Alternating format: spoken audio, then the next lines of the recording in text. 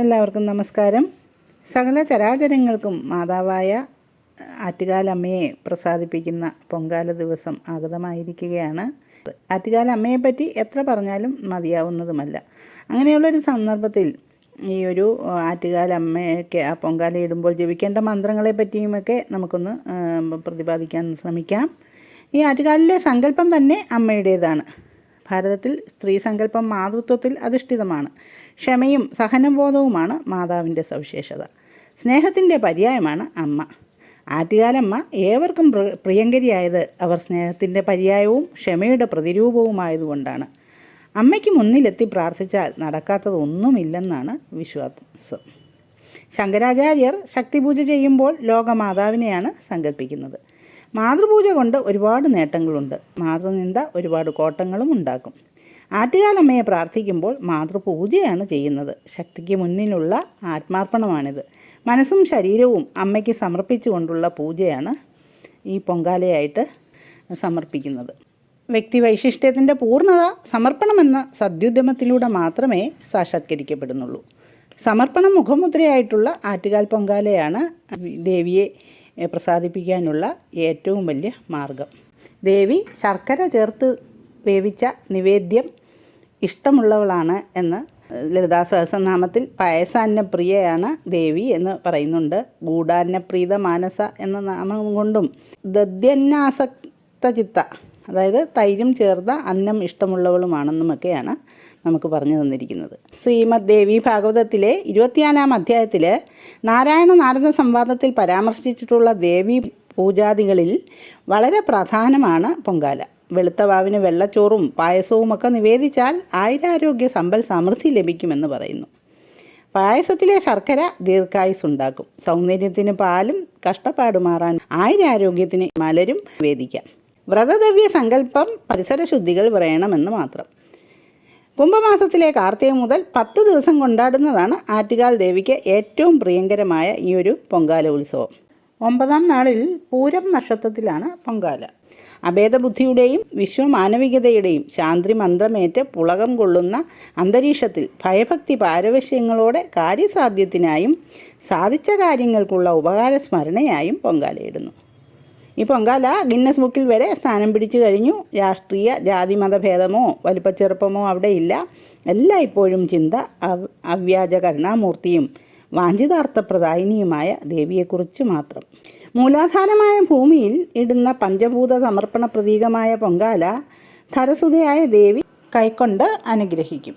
പൊങ്കാല സമർപ്പണത്തിന് അന്തരീക്ഷത്തെ ശുദ്ധീകരിക്കാനും പ്രാണന്റെ വ്യാപാരം പ്രബലമാക്കുവാനും ശേഷിയുണ്ട്.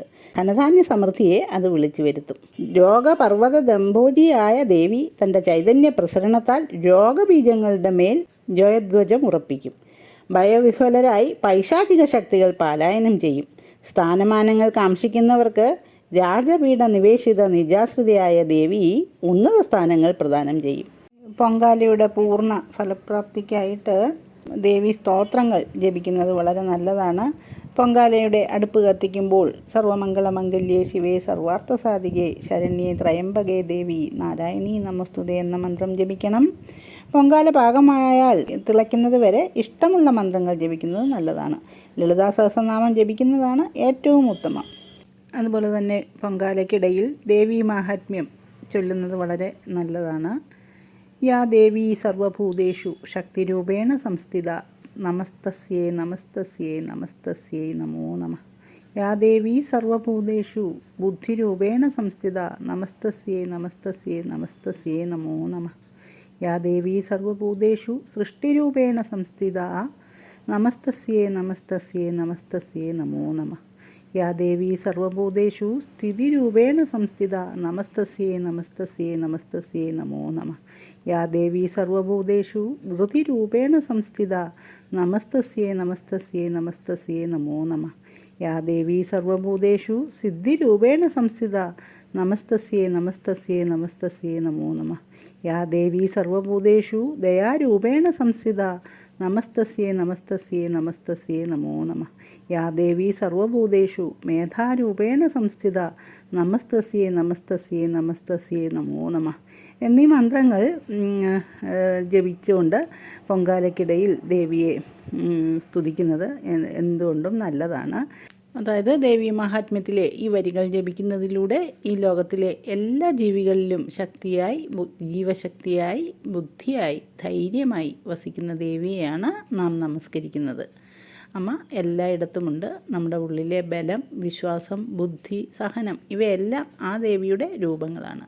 അങ്ങനെയുള്ള മഹാശക്തിക്കാണ് വീണ്ടും വീണ്ടും ഞങ്ങൾ നമസ്കാരം അർപ്പിക്കുന്നത് എന്നാണ് ഈ മന്ത്രജപത്തിലൂടെ നമുക്ക് സാധ്യമാകുന്നത്. ഈ ശ്ലോകം നമ്മോട് പറയുന്നത് ഇതാണ്: ദേവി എവിടെയോ അകലെ ഇരിക്കുന്നില്ല, നമ്മുടെ ഉള്ളിൽ തന്നെയാണ് ദേവിയോട് ഇരിക്കുന്നത് എന്നാണ്. നമ്മൾ ധൈര്യത്തോടെ മുന്നോട്ട് പോകുമ്പോൾ, പ്രയാസങ്ങളെ ജയിക്കുമ്പോൾ, ശരിയായ തീരുമാനമെടുക്കുമ്പോൾ അത് ദേവിയുടെ ശക്തിയാണ്. അതിനാലാണ് നമസ്തസ്യേ നമോ നമ എന്ന് വീണ്ടും വീണ്ടും നമസ്കരിക്കേണ്ടത്.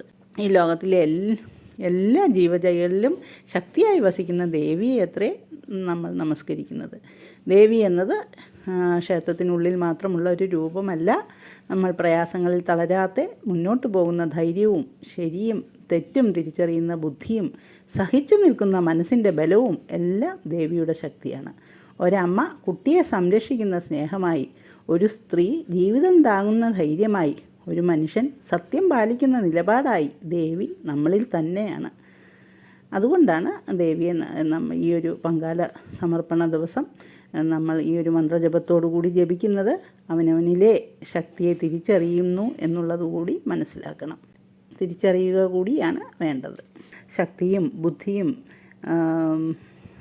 ഐശ്വര്യവും ഒക്കെ നൽകുവാൻ ദേവി കനിഞ്ഞ് അനുഗ്രഹിക്കും എന്നുള്ളതാണ് ഈ മന്ത്രങ്ങൾ ചൊല്ലുന്നതിലൂടെ നമുക്ക് ഉണ്ടാവുന്ന ഗുണം. മേധാശക്തി വർദ്ധിക്കും. ദേവിയിൽ നിന്നുള്ള അനുഗ്രഹം പൂർണ്ണമായും ഉണ്ടാകുവാൻ ഈ മന്ത്രജപവും വളരെ ഗുണം ചെയ്യും. പിന്നെ രാജരാജേശ്വരി സ്തുതി ജപിക്കുന്നത്, പൊങ്കാലയ്ക്കിടയിൽ ജപിക്കുന്നത് വളരെ നല്ലതാണ്. അംബാശ അംബവി ചന്ദ്രമൗലി രബലാവർണ ഉമാ പാർവതി എന്നു തുടങ്ങിയ രാജരാജേശ്വരി സ്തുതി ഞാനിവിടെ എഴുതി പോസ്റ്റ് ചെയ്യുന്നതാണ്. പിന്നെ ശ്രീ ശാരദാ ഭുജംഗ സ്തോത്രം, ശങ്കരാചാര്യ വിരചിതമായ ശ്രീ ശാരദാ ഭുജംഗ സ്തോത്രം ഒക്കെ പൊങ്കാലയ്ക്കിടയിൽ ജപിക്കുന്നത് നല്ലതാണ്.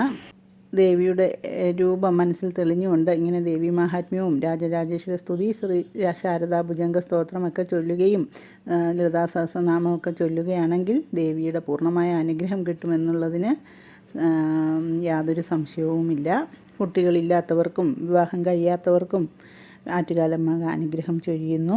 അവർക്ക് ഒരു സൽസന്താന സിദ്ധിക്കും, അതുപോലെ തന്നെ നല്ലൊരു വിവാഹ ജീവിതത്തിനുമൊക്കെയുള്ള അനുഗ്രഹം ആറ്റുകാലമ്മ നൽകും എന്നുള്ളതാണ് അനുഭവ സാക്ഷ്യം. ഈ വർഷത്തെ ആറ്റുകാൽ പൊങ്കാലയുടെ ഒരു പ്രത്യേകത ഈ 3/3/2026 തന്നെയാണ് ചന്ദ്രഗ്രഹണം വരുന്നു എന്നുള്ളതാണ്. ഈ ഒരു ചന്ദ്രഗ്രഹണം ഇവിടെ ആചരണീയമാണ്.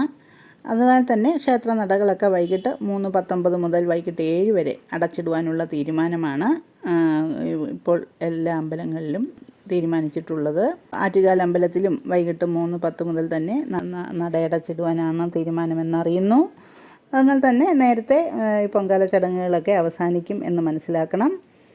ചന്ദ്രഗ്രഹണം എന്നത് പ്രപഞ്ചത്തിൽ വലിയ ഊർജ്ജമാറ്റങ്ങൾ സംഭവിക്കുന്ന കാലയളവാണ്. അതിനാൽ തന്നെ ചന്ദ്രഗ്രഹണം മനുഷ്യർക്കും ലോകത്തിനും കാലാവസ്ഥയ്ക്കും ഗുണദോഷ സമ്മിശ്രവും വൈവിധ്യമാർന്നതുമായ അനുഭവങ്ങളായിരിക്കും നൽകുന്നത് എന്നാണ് വിദഗ്ധാഭിപ്രായം. ഗ്രഹണം തുടങ്ങും മുമ്പ് കുളിച്ച് ശുദ്ധമായി ശിവസ്മരണയോടെ ഗ്രഹണ സമയം പഞ്ചാക്ഷരിയൊക്കെ ജപിച്ചിരിക്കുന്നത് ഏറ്റവും ഫലപ്രദമായ ദോഷപരിഹാരമാണ്. ആറ്റുകാലമ്മയുടെ അനുഗ്രഹം ഏവർക്കും ഉണ്ടാകട്ടെ. വീഡിയോ ഏവർക്കും ഉപകാരപ്പെട്ടു എന്ന് വിശ്വസിക്കുന്നു. ഉപകാരപ്പെടുകയാണെങ്കിൽ ലൈക്ക് ചെയ്യുകയും ഷെയർ ചെയ്യുകയും സബ്സ്ക്രൈബ് ചെയ്യുകയും ചെയ്യണേ. ജ്യോതിഷപരമായ നിങ്ങളുടെ സംശയങ്ങൾക്ക് എൻ്റെ വാട്സാപ്പിൽ ബന്ധപ്പെടാവുന്നതാണ്. നന്ദി, നമസ്കാരം.